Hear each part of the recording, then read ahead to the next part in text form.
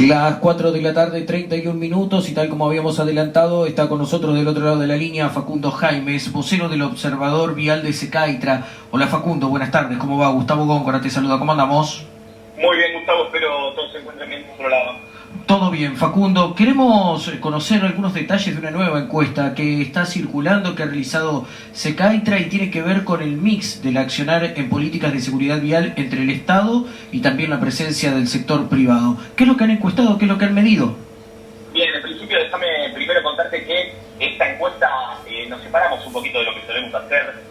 Generalmente tratamos de hacer encuestas que trasladen al radio escucha a la misma situación, que se sienta parte, que sienta esa empatía de la que siempre hablamos. En esta oportunidad quizá no es un tema menos importante, ni mucho menos, pero nos corremos un poquito de las conductas y tiramos un tema arriba de la mesa que quizá en otros aspectos, no en la seguridad vial, se ha debatido no tanto en seguridad vial y, como bien decís, en líneas generales a la primera pregunta que hicimos sobre si la seguridad vial tenía que estar en cabeza íntegramente del Estado o íntegramente en el sector privado, o obviamente un mix de los dos, la mayoría de los encuestados, casi el 60%, se manifestó por esta última opción, entendiendo que hay cierta responsabilidad tanto en el privado como en el Estado a la hora de delimitar las directrices en lo que a seguridad vial respecta. Qué bueno, Facundo, que se pueda lograr, ¿no? Que se unan el Estado y el privado para trabajar en conjunto con cuestiones que tienen que ver con la política de seguridad vial y con la materia de políticas viales, ¿no? Totalmente de acuerdo. Acá la realidad es que primero hay que hacer dos aclaraciones bien importantes y bien macro.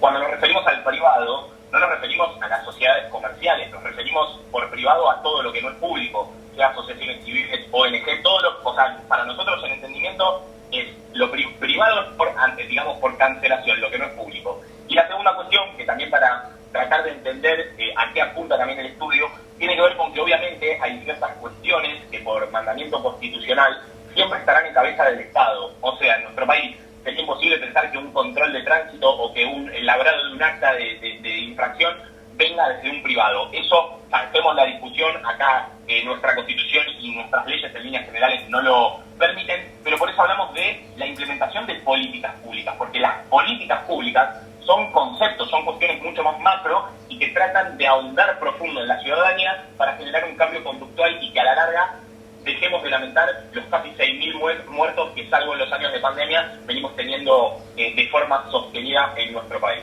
Sí, el número es elevadísimo. Ahí veíamos en la encuesta 6.000 personas mueren en accidentes de tránsito por año en la Argentina. Cuestiones que pueden ser evitables, Facundo. Sin duda, y a esto te hago un retruco. No solo que son evitables, sino que es la principal causa de muerte en los jóvenes en nuestro país, de entre 15 y 29 años.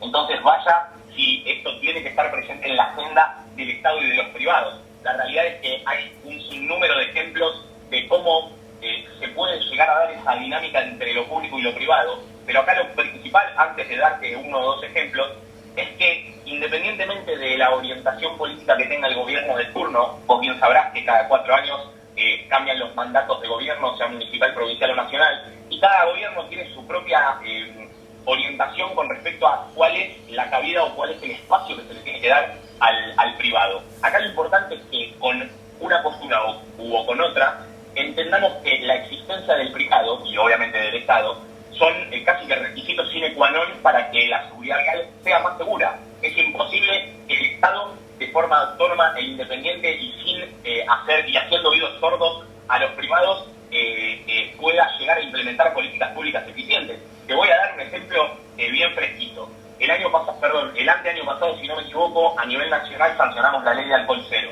Sí. Ahora no me acuerdo si fue el año pasado. Bueno, esa norma, obviamente fue apoyada por muchos privados. ¿Por qué?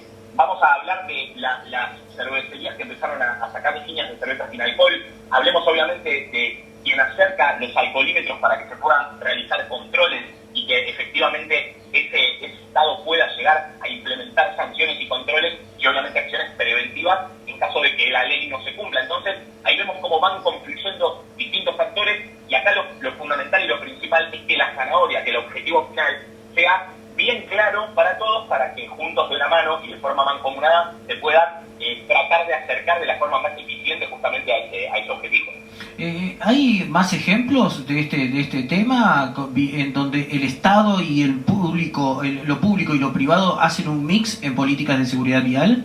Sin duda, por ejemplo, de hecho lo incluimos en nuestro relevamiento, hablamos de una asociación de familiares de víctimas en específico que se llama Estrellas Amarillas. Como Estrellas Amarillas hay muchas más, Madres del Dolor, Malditas Picadas, son un montón de ONGs que desde su lugar, en el caso de Estrellas Amarillas, desde la pérdida de un familiar, lo que se hace es se dibuja la insignia de la estrella amarilla con el nombre de la persona en el lugar del siniestro. El objetivo de esto es obviamente honrar al familiar que se ha ido, pero también es generarle conciencia a toda la ciudadanía que atraviese por ese lugar.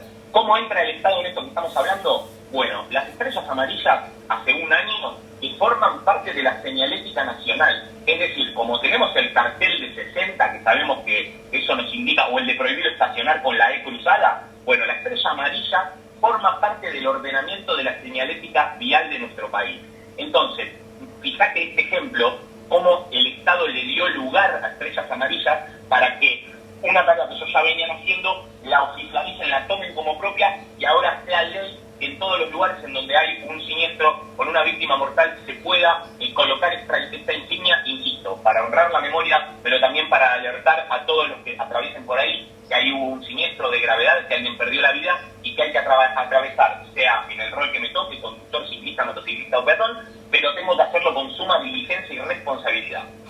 Facundo, lo último que quiero preguntarte es porque ahí en la encuesta también hubo una pregunta que creo que también es sumamente importante.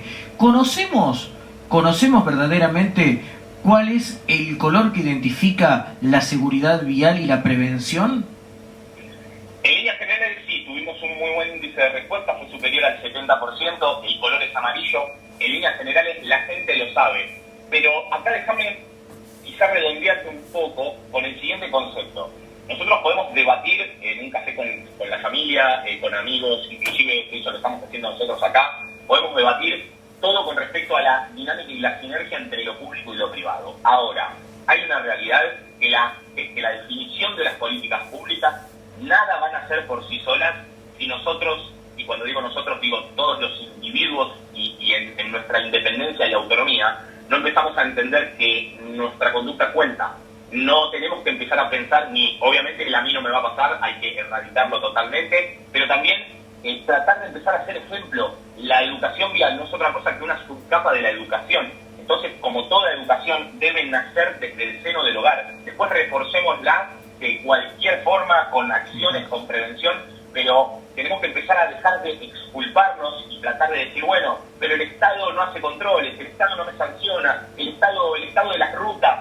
Es decir, todas estas cuestiones cuentan, no estamos diciendo que hay que ignorarlas, pero empecemos a tratar de entender que la seguridad vial la vamos a mejorar a largo plazo con cambios y con una responsabilidad individual inédita que hasta hoy no estamos mostrando como ciudadanía.